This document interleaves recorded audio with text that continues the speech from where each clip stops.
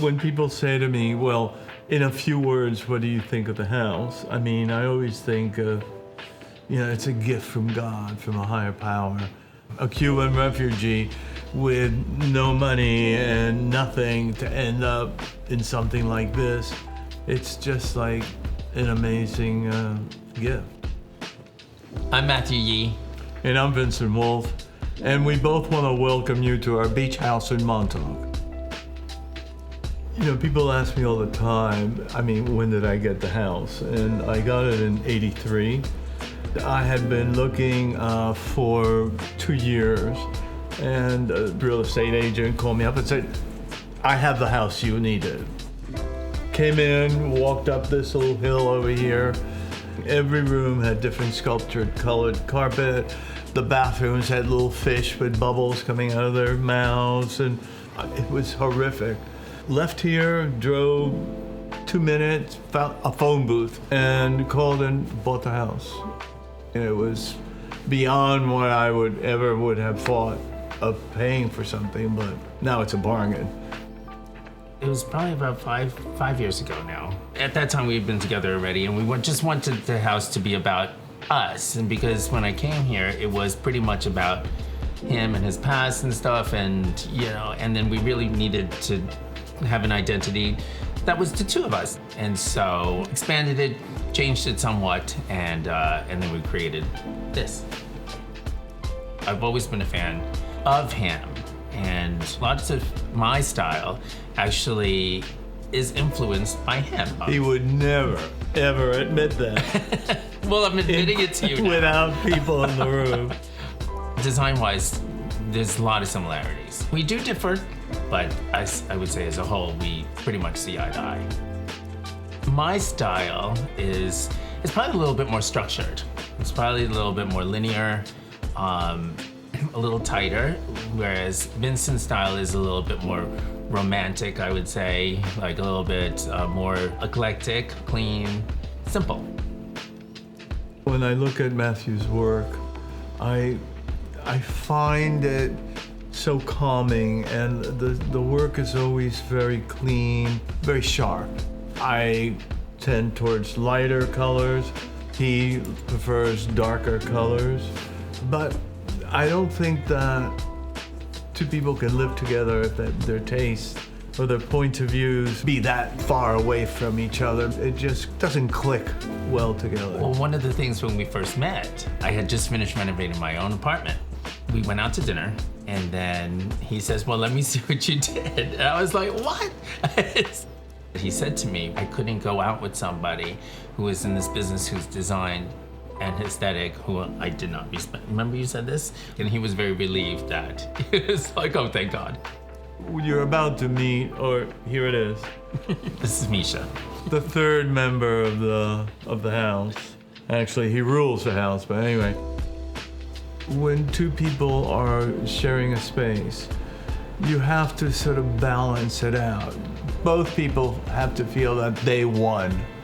And I think that happened here. Everybody got what they were looking for and wanted to express themselves in the space and have it read like themselves. And it certainly did that. For a successful home, to tie the outside and the inside is always important. And I think it starts from the moment you walk up to the house, where the stone floor is carried from the steps all the way right into the house. So you're always feeling your inside and your outside, and all the colors that the ocean takes. You don't want to be separated from what you're seeing outside. You want to be part of the outside. The bedroom upstairs is really great. For 2 or 3 years, we used to sit on the roof and look at the view and just sort of envision having a structure around us while we were sitting on the roof. To see it come alive made it an amazing space to just lay there and see the thunder and the snow and the waves. You're right outside in nature. The collection that's here anyway is things to do with beach. They're all different types of photographers, but everything was chosen with the theme of being on the water.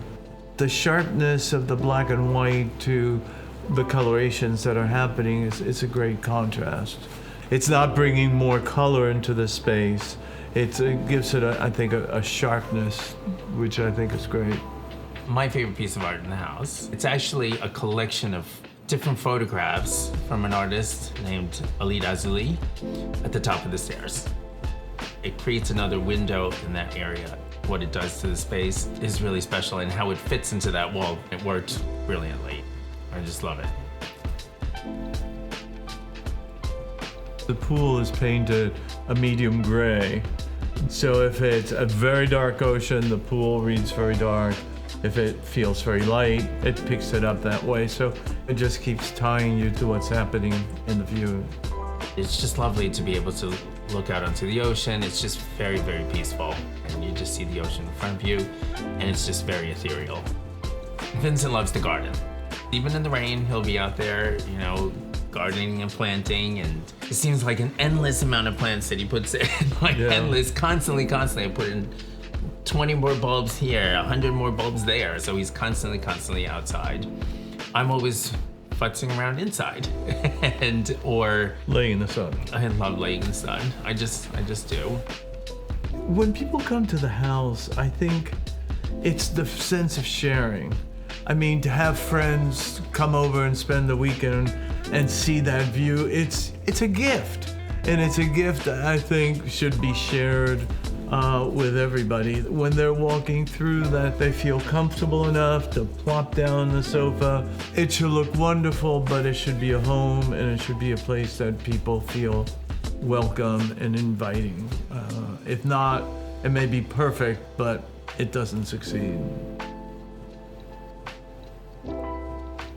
It's very funny living by the water, what you get from the ocean. So much of my work has all those colors. I don't know what came first, me liking those colors and then being on the ocean. But what's amazing is the power that it has. The moment you get here, it just sort of deflates you. It's so powerful, whether it's a storm or whether it's flat, winter, summer. It always has such a strength to it that I think that it just sort of helps you calm down. You're here for a day and you feel you've been here for a week. It's a great relaxer.